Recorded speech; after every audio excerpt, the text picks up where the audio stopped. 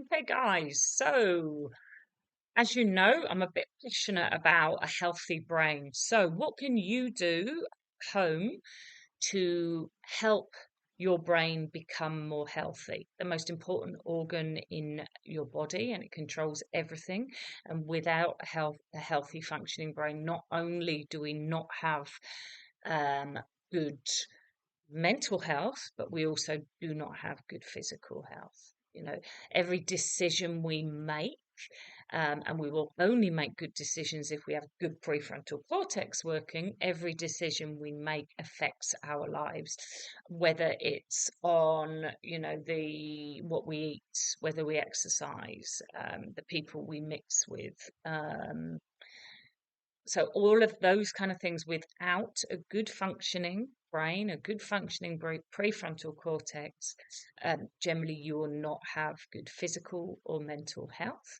And a healthy brain really does mean a healthy life and an easier life. Okay. An unhealthy brain will literally make its own stresses. Okay, so things that I tell my patients, one, fish oils, absolutely important. And I find that even people that are taking fish oils aren't taking anywhere near as much as they should do, especially when we're trying to heal a brain. Okay, every cell in our body is surrounded by a fatty acid. Okay, that's your good, healthy fats. There is so much research out there in ADHD and fish oils, but fish oils, and I really don't believe that we do get enough of it in our diet. Um, Fish oils really are the be all end all of what our brain needs for good neurological function. Okay, so fish oils is a big one. Take as much as you can. As an adult, Dr. Daniel Amen, who I follow and I've done a lot of his training, he suggests up to 10,000 milligrams of fish oils. That's huge, and they're big tablets. Tend to take five in the morning and five in the evening. Some people might find that they get a bit of a runny tummy, so they may need to build up with that. Fish oils are an anti-inflammatory as well. We really don't want your brain working within an inflammatory condition. Um, okay, just thought of another one. I'll write that down before I forget. Okay, going back to the fish oils, also a probiotic. There's a huge following and research that suggests that your gut and your brain um, pretty much work together. So without a healthy gut, you're not going to have a healthy brain. Without a healthy brain, you're not going to have a healthy gut. So pre or probiotics and good gut healthy food. Low stress. Stress is important because in when it's needed, when we've got a exam and we need to get the revision done. We need stress to be able to do it. With no stress at all, we'd never do anything.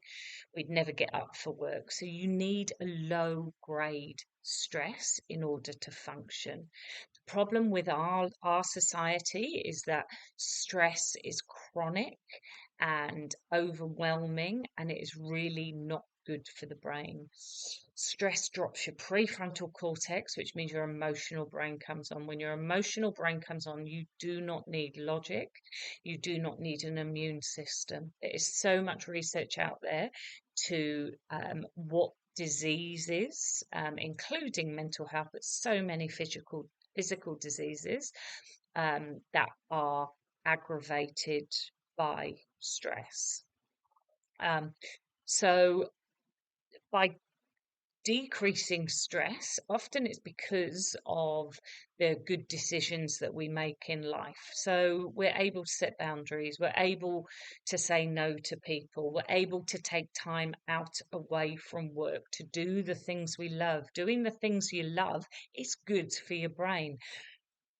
I'll go on to, if doing things you love is drinking every weekend, I'll go on to that. Might not tick the box. Um, Exercise activates serotonin. So exercise is so important to feel good. Now, when you do have mental health issues, chances are you don't want to exercise, especially with depression. You haven't got the motivation, you haven't got the drive to be able to do it. But that's where it's most important to get you out of that rut in order to start you feeling better. So, as well as exercising, activating the endorphins, most importantly, it activates serotonin, that calming neurotransmitter, that feel good neurotransmitter. So, exercise, absolute tick. Excessive exercise, no. They found in brain scanning that people that do excessive exercise, and I'm talking about marathons, ultra marathons, not having time to rest your body, the body gets fatigued. There is also the inflammatory activation of excessive exercise, and we've been found to find that those brains are actually as as unhealthy as a brain that doesn't exercise at all. So exercise in moderation, also doing the things that you enjoy, not doing it because you have to, that you don't do it. It could be dancing, could be swimming, could just be walking the dog, some form of exercise. Um, so healthy weight is really important. Now, this kind of comes with the two, because often without a healthy brain, you don't have a healthy weight because you're not making good decisions about what you put in your body. You're often using food um, as a feel good comfort eat. So, quite often, an healthy brain will lead to an unhealthy body. But during brain scanning, it's actually been found that the bigger your weight is in relation into your body, then the smaller your brain becomes. So, a good healthy weight. Brain training, I've had so many people that once their brain becomes healthier in that real time, they're able to see solutions about what they want to do. And so often they do naturally lose weight because they see it's going to make them feel better about themselves. Um, Meditation, okay, being in the moment. The problem with our brain, when it goes into emotional brain, anxiety, depression, um, it's not able to adapt to new information because it's not in the moment. Okay. Meditation gets you into the moment. In the moment, there is no threat unless you're just about to walk under a bus or there was a tiger in the room. So, brain training is actually um, it's like meditation on steroids, basically, because the machine's doing it for you. It keeps bringing you back to the moment. It keeps bringing you back to the moment. So many people with busy brains say they can't meditate. They can't meditate because they need to meditate, but you have to practice. The great thing about brain training is that you don't need to practice. The machine does it for you unconsciously, bringing your brain back to the moment.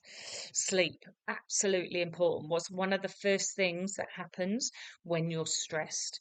You don't sleep. Okay, your brain thinks there's a tiger in the room. Why is it going to let you sleep? Okay, it's in that fight, flight, freeze. So, sleep is really important for the brain to heal. Okay, which is why, and to heal, to process, which is why more your mental health or your brain health deteriorates, the more it's this cycle then, because then you can't sleep, because then you're eating bad things. And so it's breaking that that cycle in with brain training in order to then put into place what you need to do to stay healthy. Okay, so let's go back to what you shouldn't do. Okay, um, look, everything in moderation. I'm a big thing about not being too rigid about um, being too rigid about what we eat, being too rigid about when we exercise is probably just as unhealthy. It just shows that your prefrontal cortex is in that control mode, not your prefrontal cortex, your anterior cingulate gyrus is just in that control mode. So anything that isn't in moderation, anything that is rigid is generally not signs of an unhealthy brain. Okay, so things aren't good for your brain: alcohol and drugs. Simple as that.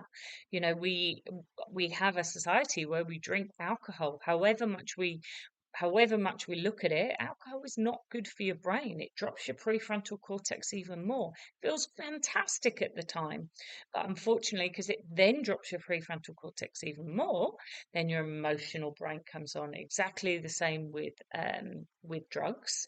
Um, Even marijuana. So many people that I've seen that think marijuana is harmless. It is not harmless. It really is not. It absolutely drops the function of your prefrontal cortex.